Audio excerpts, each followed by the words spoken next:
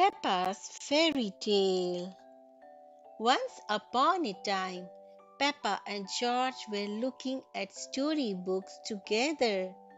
This one has 3 bears, porridge, and a hungry wolf looking for an old lady to eat, said Peppa. George looked worried.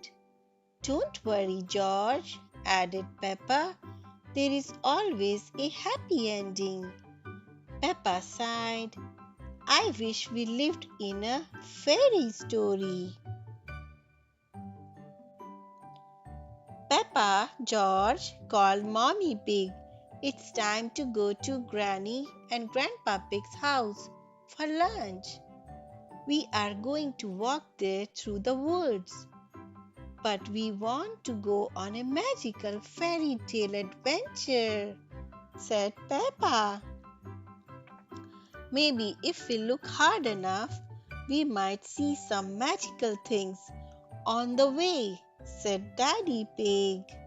This does not feel like a magical fairy tale place, said Peppa as they walked through the woods. It feels a bit magical to me, said Daddy Pig, looking at the trees around them. Yes, agreed Mommy Pig. This is like the path in Little Red Riding Hood. I would not be surprised if we bumped into the big bad wolf, said Daddy Pig. Ho ho ho! Just then Daddy Pig bumped straight into Mr. Wolf. Oh, hello, Mr. Wolf, said Daddy Pig. How are you? Very well, replied Mr. Wolf. I'm just a bit hungry. I'm going to my granny's house for lunch, said Peppa. Are you really? Asked Mr. Wolf. Well, I will catch you later then. Bye. That was just like Little Red Riding Hood, gasped Peppa, meeting Mr. Wolf in the woods. I'm not sure which way to go now, mumbled Daddy Pig. There is a little cottage over there, said Peppa. Maybe someone is inside. We'll know the way. Peppa and her family walked through a rose garden and up to the cottage. Hello, called Daddy Pig, knocking on the door. As Daddy Pig knocked, the door opened all by itself. Creak! Is there anybody home? Asked Mommy Pig, wondering who lived in a cottage in the middle of the woods. Inside the cottage there were 3 chairs and 3 bowls of porridge. That porridge looks delicious, said Daddy Pig. I wonder whose it is. Hello, Peppa, cried Belinda Bear, spotting her friend. Hello, Belinda, said Peppa. Oh, hello, Mr. and Mrs. Bear, said Mommy Pig. Sorry to trouble you, but the door just opened, so we came inside. That's quite all right, said Mrs. Bear. It's lovely to see you all. Are you going to stay for lunch, Peppa? Asked Belinda. We are having porridge, and it's not too hot, not too cold, but just right, finished Peppa. Hee hee hee! Belinda and Peppa laughed together. We are actually on our way to have lunch at Granny and Grandpa Pig's house, said Mommy Pig, but we got a bit lost.